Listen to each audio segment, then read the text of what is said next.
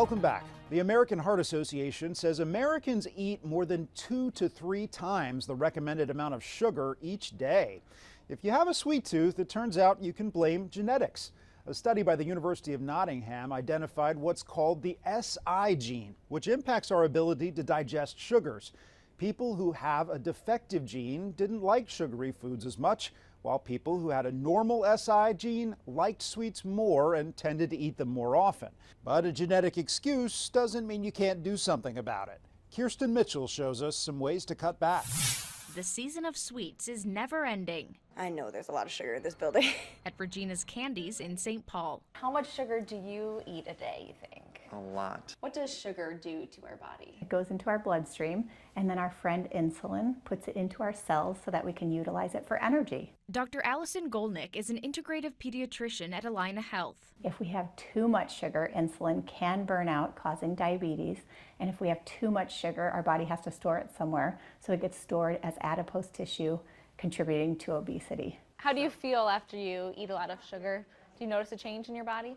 I think I get a hit of energy and then I get sleepy. How much sugar should we be consuming a day? In general, you want to have less than 25 grams of added sugars. A little more maybe for men, a little less for kids. 25 grams of sugar is about 6 teaspoons. May sound like a lot, but it's easy to consume that amount in just one serving. These candy bars, for example, have about 25 grams of sugar. And soda, an astounding 75 grams. So drinking one of these bottles would be about 3 times your daily limit. Diet or zero sugar labeled foods contain artificial sweeteners, which doctors say can be harmful too. But unfortunately, the data shows that they're still contributing to metabolic side effects, which are like diabetes and obesity. And the big whammy with these is that they're like 100 times as sweet as sugar. So they're training our taste buds to love sugar and want more and more and more. Dr. Golnick recommends pairing sweets with fiber or protein, eating a savory breakfast instead of sweet, and taking a walk after eating. I think there are more healthy things that are easy to grab instead of a cookie if you have discipline. Discipline and understanding often confusing nutrition labels can help set you up for sweet success. Kirsten Mitchell, CBS News.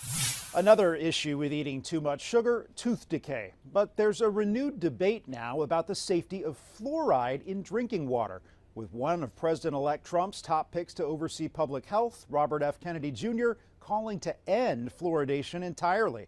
Since 2014, dozens of communities across the U.S. have removed fluoride or rejected its inclusion in their local water supply.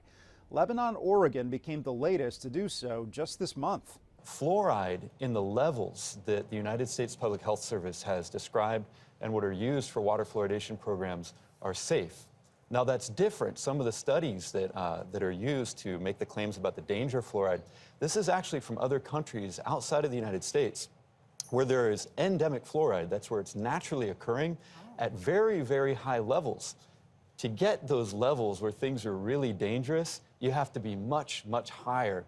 The CDC says fluoride in drinking water has contributed to better oral health in the U.S. for over 75 years and has been endorsed by more than 100 dental and health organizations.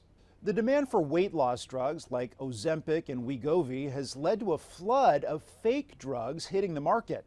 And those counterfeit meds can be harmful to your health. As Tom Hansen shows us, America's Customs and Border Protection is testing knockoff drugs being sent to this country and making some alarming discoveries. At this massive mail facility in New York City's JFK Airport, Customs and Border Protection agents are holding a first line of defense, digging through box after box. So all of those green dots, yes, you guys think that those are pills? Yeah. As a flood of dangerous counterfeit prescription meds, including popular weight loss drugs, pour into the United States. People are really taking a risk by ordering these products online and not knowing really the supplier that's sending it to them. Novo Nordisk alone brought in $21 billion in revenue last year from drugs like Ozempic, Wegovy, and Rybelsus. Black market knockoffs and smuggled products have been quick to follow. CBP showed us a small sample of what they've seized over 2 days. This says it was manufactured in Bangladesh. This box of Wegovy actually came packaged as a children's Mickey Mouse puzzle. These products look like the real deal, but CBP Port Director Salvatore Ingracia says they can be anything but.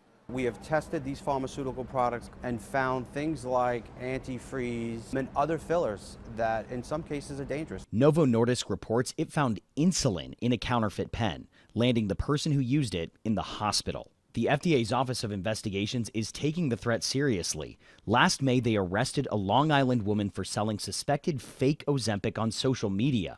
One victim reported lesions and infections. The suspect pled not guilty. If you're buying a drug that is legitimately marketed for thousands of dollars for $65, you should be asking some questions. Former FDA investigator Ricky Chase has made a career out of asking questions to track fake products. Using a real Wegovy pen, she shows us what you should look for. You're always going to be looking for a code like this. This is how the pharmacy and the drug company tracks this product through the legitimate drug supply chains. You want to look at the label here. If you rub your hand over the labeling and the ink smears, that is a good indication that it is not a legitimate product. Chase says don't risk your health while trying to get healthy. The ultimate line of defense is your own judgment. Tom Hansen, CBS News, New York. After the break, a wheelchair made for climbing mountains and why Americans are traveling overseas for cosmetic surgery.